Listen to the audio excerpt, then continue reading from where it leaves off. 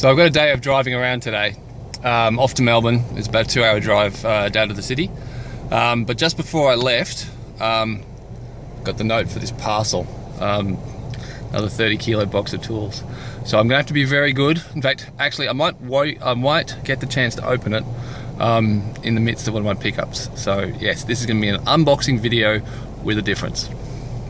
We're down in the city, down in Melbourne, and I'm picking up the stainless steel B-mesh. So I'll be using this to make bottom boards and top boards for the hives we've been making. Now I'm just gonna get it in the car. Okay, here's the latest pickup, phosphoric acid. Now, I haven't done any videos on this, but I do most of the rust removal of these tools that I've been getting using electrolysis, because it's the most gentlest way. With electrolysis, you're only removing the rust, you're not removing any metal. But once you get back to pure bare metal, it will rust really, really quickly. But if you put them in a bath of the phosphoric acid for a little while, it'll just take off that last little bit of rust if there's still a little bit left on. But more importantly, it'll coat the tool with an iron phosphate coating. And that will mean that the iron won't be able to convert into iron oxide or rust. So it's not exactly, it doesn't rust proof a tool, but it does make the tool rust resistant. And it also gives it a sort of dark matte black finish, which, well, you'll see in a video in due course. Okay, so I've done all the running around I needed to do, which brings me to the primary reason for coming down to Melbourne, and that's to pick up some medications for my son. Special medication, which means the only place we can get it is here at an undisclosed hospital location. So I'm now in the very plush surroundings of the underground car park, and pharmacies told me that I'm going to have to wait 45 minutes, an hour or so, which means we get to open the box. So not the best filming locations, the light's going to be crappy. But anyway, let's see what we got. So, already exciting. This in particular, I'm really looking forward to opening. Well, that didn't go so well because of the lighting. It was just, the camera really couldn't see into the box properly. So I've had a look at everything, except for this one. And yeah, I'll get that in decent lighting and I'll actually open it at home. Just so that you can share the joy. Anyway, it's time for me to go back up to pharmacy and I'll see if the meds are in and then I can start getting home. Alright, so we've made it back home, and now I get to open this box, which is a box of planes. Yeah, so I'm looking forward to this.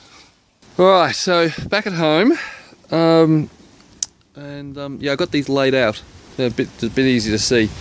So I've got one lot of chisels which look pretty decent, and the rust doesn't look too bad. Yeah, I've got some interesting planes. These some of these look like they're in pretty good condition. I'm still working on getting used to recognising the brands and the kanji from the brands. Ugh. But that looks interesting. But the one that really strikes my interest is this one. It's got the I think these are bats, maybe, inscribed. Now, I've seen something like this before, except it was birds, not bats. But I don't know if it's a quality blade or whether it's been done sort of, like the really decorative stamps produced by really poor countries as sort of, tourist items or something. Anyway, it's been some pretty heavily restored in terms of the mushrooming from the striking of the iron has been ground off, not very delicately. But yeah, it's interesting plane. I have to ask the guys on the Japanese woodworking group a bit more about it, because it looks good. The die is fabulous. Really good solid piece of oak, red oak, Japanese red oak. It's very, very weighty, quite thick. Looks like it's a homemade job, just because it hasn't been finished particularly well. Like the commercial ones, they tend to have a higher finish, but that's just been, you know, roughed out by the look of it. But yeah, yeah, that might be a keeper, I reckon. That feels really nice plane. What else we got? Oh yeah, a little little moulding plane. Now these little knickers, this is for, you can use these across the grain, not just with the grain. So the these little two knives here will slice the grain ahead of the channel cutter, so you can do, you know, rebates across the width of the a board. That can be a first step to cutting a sliding dovetail.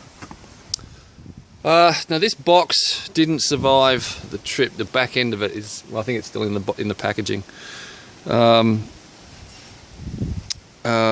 there's some really nice planes in this lot. Like in particular this one, this scraper plane. I think this is going to be a keeper because that's in really good nick. The other two that I've had come in, I think I'm going to sell because they haven't been.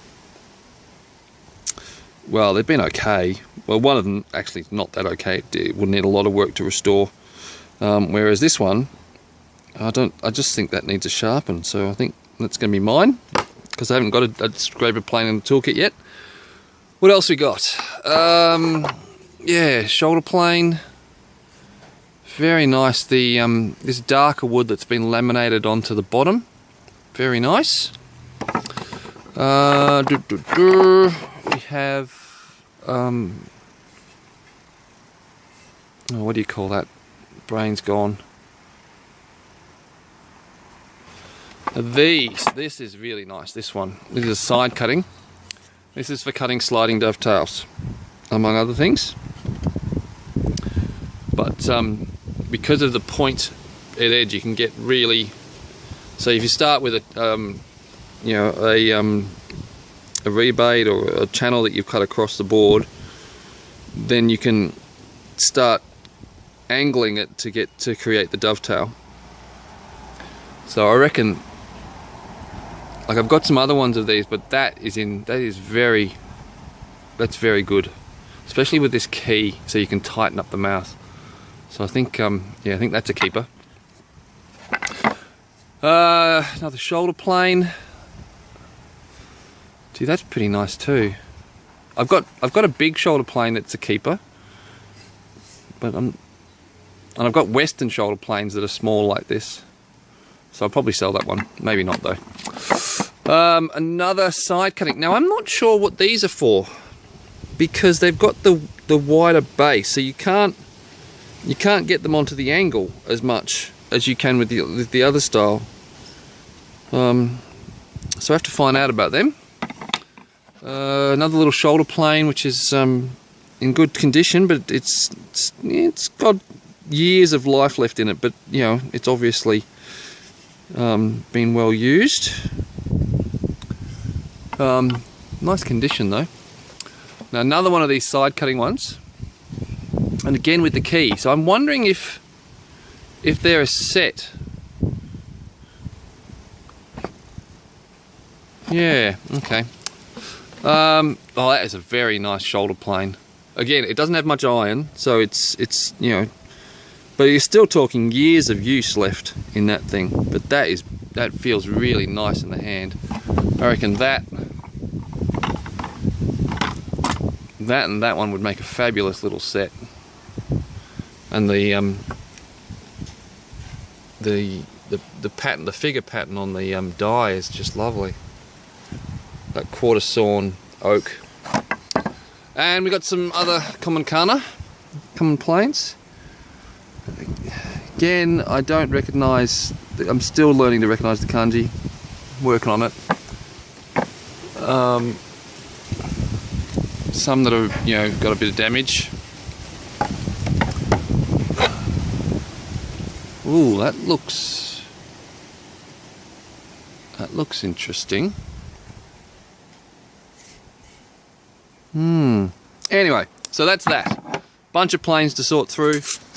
A dodgy chisel. A skew.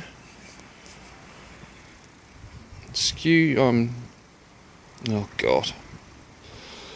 I've had 3 coffees this morning. I still think I need another one. Marking gauge for mortises. No, this is my first one of these. It's a long marking knife. Massacre, I think is the name. Yeah, so I haven't got one of these, so I'm going to be keeping this one until something better comes on. It does need a little bit of work, but I can do that. Very nice sashimi knife. But yeah, we've already got one of these, so this one will be up for sale. Few little rust spots there, but pretty clean. Now in here, I don't know what these are, but I think they're scribes. Just take the point off one, the cover off one. Where is it? Oh, there we are. Yeah, so they're square cross section, and they come to a point. So yeah, obviously, that box was included with a bunch of other stuff. So yeah, I'll keep one, I guess, but the others will go. Now brings us to this box. It's not a different coloured wood or anything. It's just tape. It's just been taped around the outside, which, you know, it's no big deal. From back here it looks quite fancy. It's only when you get sort of, you know, get close that you see that, okay, it's just tape. Now we open it up.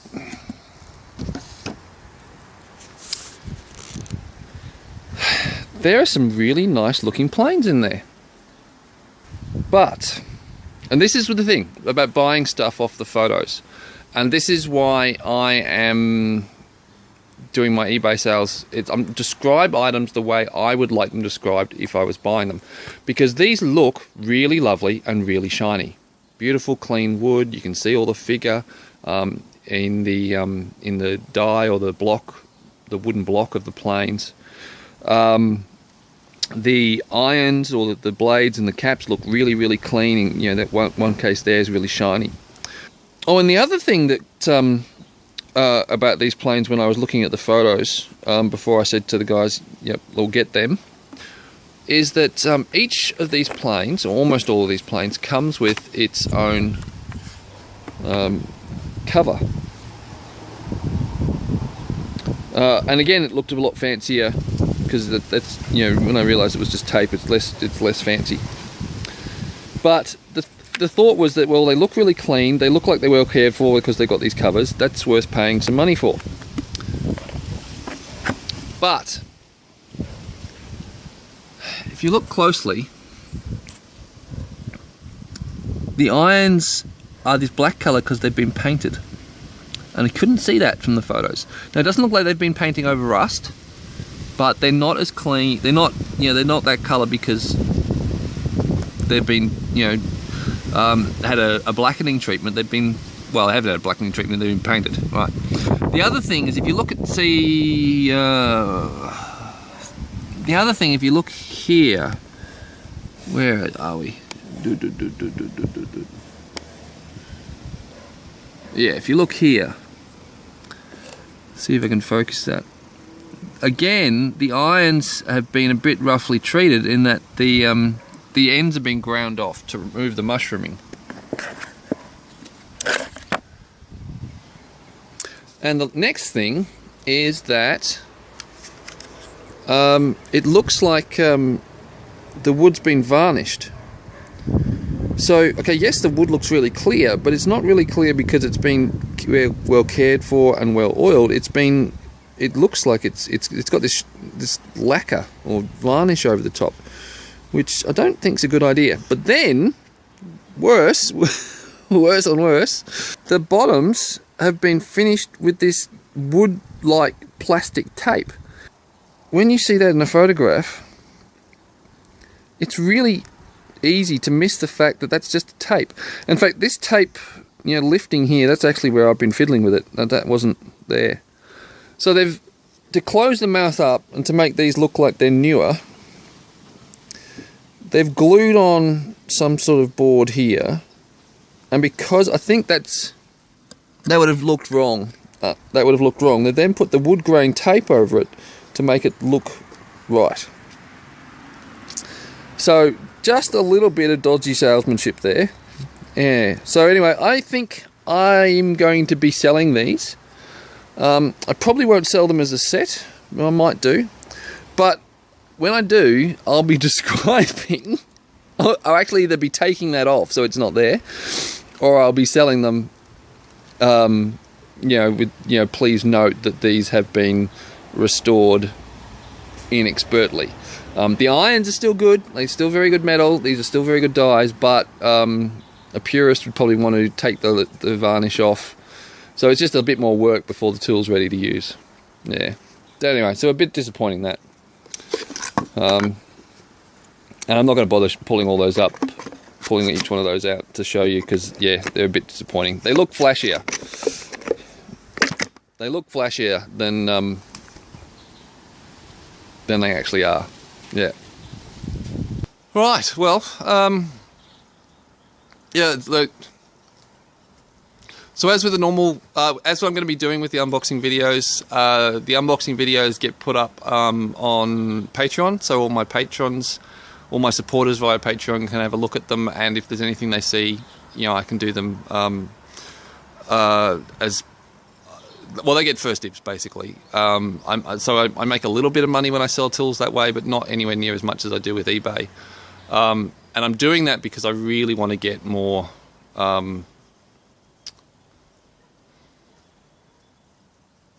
It's more important for me to have Patreon numbers of people supporting me via Patreon, like $1 a month or so, than it is for me to make money selling the tools. What I'm really hoping to do is build a base of people who like what I do and want to support us as we go forward, with various projects.